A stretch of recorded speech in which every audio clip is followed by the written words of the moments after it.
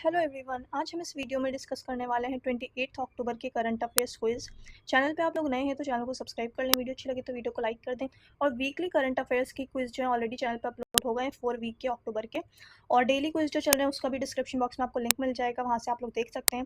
First question आज का है हमारे पास, consider the following statements regarding livestock census in India. So ये लाइव स्टॉक सेंसस की बात हो रही है। फर्स्ट टाइम अगर हम बात करें लाइव स्टॉक सेंसस की तो ये स्टार्ट कब हुआ था? ये 1919 में स्टार्ट हुआ था। सो यहाँ पे स्टेटमेंट्स देखते हैं। It is conducted every 10 years to head count the number of domesticated animals, poultry and stray animals in the country. So ये कंडक्ट होता है हर 2 साल में नहीं, हर 5 साल में। It is conducted every 5 years, ना कि 10 years. दैट्स वाई ये स्टेटमेंट हमारे पास इनकरेक्ट है। सेकेंड स्टेटमेंट की अगर हम बात करें, the first ever live stock census was conducted in 1919, तो ये मैंने अभी आपके साथ डिस्कस किया है, तो यहाँ पे स्टेटमेंट 2 बिल्कुल करेक्ट है। थर्ड स्टेटमेंट की अगर हम बात करें, till now 20 livestock censuses have been carried out. So यहाँ पे स्टेटमेंट 3 बिल्कुल करेक्ट है हमारे पास। कि अब तक की अगर हम बात करें 1919 से लेकर के अभी तक हमारे पास कितने हो चुके हैं? ये 20 लाइव स्टॉक सेंसस हुए हैं। और अगर हम 21st की बात करें, 21st सेंसस, सो 21st सेंसस जो कंडक्ट हो रहा है ये बेसिकली अब अक्टूबर 2024 से स्टार्ट होकर ये पूरा सेंसस चलेगा कब तक? फरवरी 2025 तक। फरवरी 2025 तक। उसके बाद जो पूरी रिपोर्ट रिलीज होगी वो होगा 21st सेंसस। तो यहाँ पे सेकंड एंड थर्ड जो हमारे पास राइट स्टेटमेंट है, करेक्ट स्टेटमेंट है। सो यहाँ पे पूछा कितनी करेक्ट है? Only 2 is the right answer. So option number B जो है हमारे पास ये बिल्कुल करेक्ट आंसर है। The next question is, consider the following statements regarding UNESCO global Jio parks. So UNESCO global Jio park से रिलेटेड यहाँ पे स्टेटमेंट्स हैं। सो यहाँ पे अगर हम देखें, UNESCO global Jio parks are areas with significant geological heritage recognised for their exceptional natural features, geological processes and educational value. So यहाँ पे जो स्टेटमेंट 1 हमारी बिल्कुल करेक्ट है कि यूनेस्को ग्लोबल जियो पार्क्स जो है बेसिकली वो एरिया होते हैं जहाँ पे हमें इंपॉर्टेंट सिग्निफिकेंट जियोलॉजिकल हेरिटेज देखने को मिलते हैं। सो यहाँ पे स्टेटमेंट 1 बिल्कुल करेक्ट है। सेकंड स्टेटमेंट की अगर हम बात करें, India does not have a single site designated as UNESCO global geo park. So यहाँ पे स्टेटमेंट 2 भी हमारे पास बिल्कुल करेक्ट है। टोटल जियो पार्क जो हैं ग्लोबली वो 213 जियो पार्क्स हैं। और डिफरेंट डिफरेंट कंट्रीज़ में टोटल 213 है 48 कंट्रीज़ में। और इनमें से एक भी ग्लोबल जियो पार्क इंडिया में नहीं है। सो यहाँ पे स्टेटमेंट 2 बिल्कुल करेक्ट है। यहाँ पे हमसे करेक्ट पूछ रहे थे। राइट आंसर होगा both 1 and 2। Option number C is the right answer. The next question is, consider the following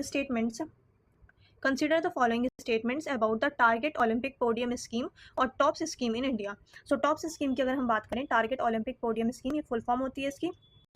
and यहाँ पे TOPS was launch to support Indian athletes in their preparation for the Olympics and Paralympics only.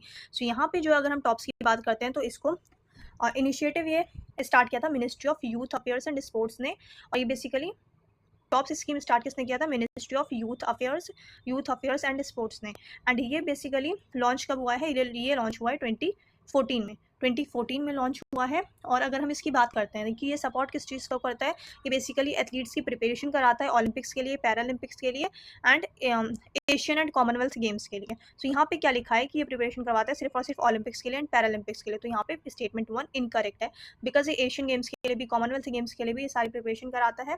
तो यहाँ पे जो है statement 1 incorrect हो जाएगी। Second statement की अगर हम बात करें, the scheme provides direct financial grants to athletes and covers expenses for advance training facilities abroad. So यहाँ पे स्टेटमेंट 2 हमारे पास बिल्कुल करेक्ट है। ये बेसिकली जो स्कीम है इसके थ्रू प्रोवाइड कराया जाता है डायरेक्ट फाइनेंशियल ग्रांट्स एथलीट्स को। सो यहाँ पे स्टेटमेंट 2 बिल्कुल करेक्ट है। हमसे करेक्ट पूछ रहे थे, राइट आंसर होगा only 2। Only 2 is the right answer.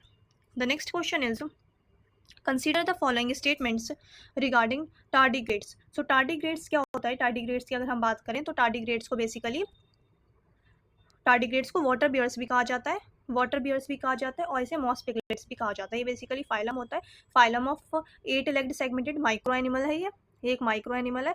तो यहाँ पे जो है अगर हम स्टेटमेंट्स की बात करें, statement 1, these are the insects found in deeper layers of soil. तो यहाँ पे स्टेटमेंट 1 बिल्कुल इनकरेक्ट है। ये माइक्रो एनिमल्स होते हैं, ये डीपर लेयर्स ऑफ सॉइल में नहीं मिलते हैं, ये काफ़ी सारी जगह मिलते हैं। जैसे कि हम माउंटेन टॉप्स की बात करते हैं, सो माउंटेन टॉप्स में देखने को मिलते हैं हमें, ये डीप सी में देखने को मिल जाते हैं, ये ट्रॉपिकल रेन फॉरेस्ट में होते हैं।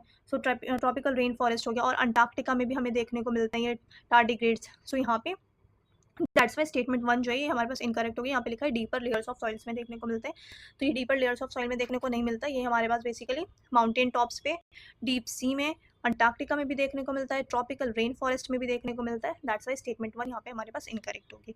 सेकेंड स्टेटमेंट की अगर हम बात करें, they have the ability to resist high levels of radiation. तो यहाँ पे स्टेटमेंट 2 बिल्कुल करेक्ट है, इनके अंदर एबिलिटी होती है रेजिस्ट करने की हाई लेवल ऑफ रेडिएशन को। ये जो है बेसिकली हाई से हाई एक्सट्रीम टेम्परेचर में रह सकते हैं, एक्सट्रीम प्रेशर में रह सकते हैं, चाहे वो हाई प्रेशर हो चाहे वो लो प्रेशर हो।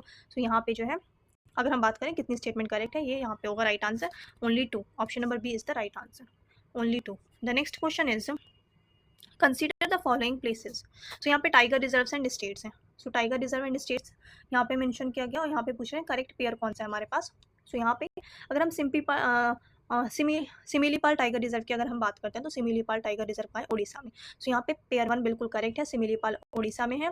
And then Satkosia tiger reserve की अगर हम बात करते हैं तो सतकोसिया टाइगर रिजर्व भी हमें उड़ीसा में देखने को मिलता है। सो यहाँ पे सेकंड पेयर भी हमारे पास बिल्कुल करेक्ट है, Similipal tiger reserve, Satkosia tiger reserve, ये दोनों ही हमें उड़ीसा में देखने को मिलते हैं। देन अगर हम थर्ड की बात करें, तधोबा अंधरी टाइगर रिजर्व हमें महाराष्ट्र में देखने को मिलता है, ना कि मध्य प्रदेश में। ये कहाँ है, महाराष्ट्र में है, महाराष्ट्र में है तधोबा आंधरी टाइगर रिजर्व। सो यहाँ पे पेयर 3 जो हमारा पास इनकरेक्ट हो जाएगा। लास्ट पेयर है बांधवगढ़ नेशनल पार्क पे बांधवगढ़ टाइगर रिजर्व। सो यहाँ पे फोर्थ भी हमारे पास बिल्कुल करेक्ट है, मध्य प्रदेश में है बांधवगढ़ टाइगर रिजर्व, सतकोसिया उड़ीसा में है, सिमलीपाल भी उड़ीसा में, तधोबा आंधरी का है महाराष्ट्र में। सो ये है महाराष्ट्र में। यहाँ पे हमसे करेक्ट पेयर पूछ रहे हैं तो करेक्ट पेयर ये टोटल 4 में से हमारे पास 3 करेक्ट है और 1 इनकरेक्ट है, तो राइट आंसर होगा ओनली 3। करेक्टली मैच कितने हैं, only 3। Option number C is the right answer. The next question is consider the following with reference to the state level assembly elections. So state level assembly elections की अगर हम बात करते हैं सो यहाँ पे स्टेटमेंट 1 है, the maximum number of seats reserved for scheduled tribes और ST in any state legislative assembly in India is 33% of the total seats. So यहाँ पे जो है अगर हम एसटी की सीट्स की बात करते हैं, एसटी की रिजर्वेशन की बात करते हैं, तो यहाँ पे ये वेरी करता है state to state depending on the ST population in each state. That's why यहाँ पे स्टेटमेंट 1 जो है ये इनकरेक्ट होगा। इसकी जो फिक्स्ड है कोई फिक्स्ड नंबर नहीं है परसेंटेज का, तो यहाँ पे ये वेरी करता है state to state depend on the ST population.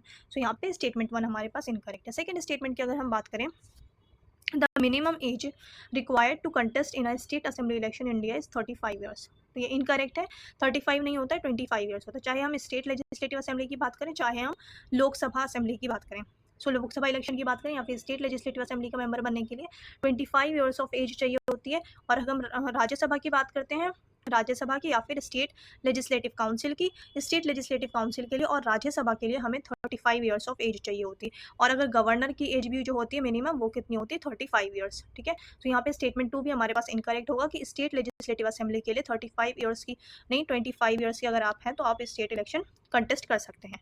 यहाँ पे थर्ड स्टेटमेंट है, the parliament of India is responsible for the delimitation of constituencies for the state assembly elections in India. So यहाँ पे स्टेटमेंट 3 बिल्कुल incorrect है, parliament responsible नहीं होता है डिलिमिटेशन के लिए, ये basically ECI election commission of India जो होता है ये रिस्पॉन्सिबल होता है। दैट्स वाई स्टेटमेंट 3 जो है हमारे पास ये भी बिल्कुल इनकरेक्ट है। लास्ट स्टेटमेंट है, in case of a tie in the voting process in a state legislative assembly, speaker of the assembly has the casting vote. So statement 4 बिल्कुल करेक्ट है, चाहे ये लोकसभा में हो चाहे स्टेट लेजिस्लेटिव असेंबली में हो, अगर दोनों तरफ से मतलब जो ओपोजिशन है और जो रूलिंग पार्टी अगर किसी भी बिल पे या किसी भी उस पर वोटिंग अगर इक्वल है, तो ऐसे केस में क्या होता है, स्पीकर जो होता है वो अपना वोट कास्ट करता है। तो यहाँ पे स्टेटमेंट 4 बिल्कुल करेक्ट है। यहाँ पे हमसे करेक्ट पूछ रहा है, एक ही स्टेटमेंट हमारे पास करेक्ट है, आंसर होगा only 1। Only 1 is the right answer. Option number A is the right answer. The next question is, which of the following statements are correct in respect of the Central Bureau of Investigation CBI? तो CBI से related अगर हम बात करें, the key function of the CBI is investigating and prosecuting serious crimes. So यहाँ पे statement 1 बिल्कुल correct है कि CBI का जो प्राइमरी काम होता है, प्राइमरी वर्क क्या होता है, प्राइमरी फंक्शन होता है इन्वेस्टिगेट करना, प्रोसिक्यूट करना सीरियस क्राइम्स को। अब सीरियस क्राइम्स में कौन कौन से क्राइम्स आ गए, अगर हम करप्शन की बात करते हैं या हम इकोनॉमिक ऑफेंसेस की बात करते हैं या फिर हम टेररिज्म की बात करते हैं, तो ये सारे सीरियस ऑफेंसेस होते हैं जो कि CBI हैंडल करता है, CBI इन्वेस्टिगेट करता है। तो यहाँ पे स्टेटमेंट 1 बिल्कुल करेक्ट है। सेकंड स्टेटमेंट की अगर हम बात करें, the CBI operates under the ministry of law and justice. Statement 2 जो हमारे पास इनकरेक्ट है, CBI ऑपरेट करता है ministry of home affairs, MHA जो है ये ऑपरेट करता है CBI को। सो मिनिस्ट्री ऑफ होम अफेयर्स जो होता है ये राइट मिनिस्ट्री होती है, ये मिनिस्ट्री होते हैं, मिनिस्ट्री ऑफ होम अफेयर्स, जो कि ऑपरेट करती है, ना कि ministry of law and justice. That's why statement 2 हमारे पास इनकरेक्ट है। थर्ड स्टेटमेंट है the economic offences wing is special unit with in the CBI. So statement 3 पे हमारे पास बिल्कुल करेक्ट है कि इकोनॉमिक ऑफेंसेज विंग जो है ये स्पेशल यूनिट है सीबीआई का। सो यहाँ पे स्टेटमेंट 3 भी बिल्कुल करेक्ट है। हमसे करेक्ट पूछ रहे थे, 1 एंड 3 जो होगा वो हमारे पास राइट आंसर होगा। So option number C is the right answer, 1 and 3। The next question is who among the following who among the following is eligible for incentives under the fame scheme. तो fame scheme के under कौन जो है eligible होता है incentives के लिए।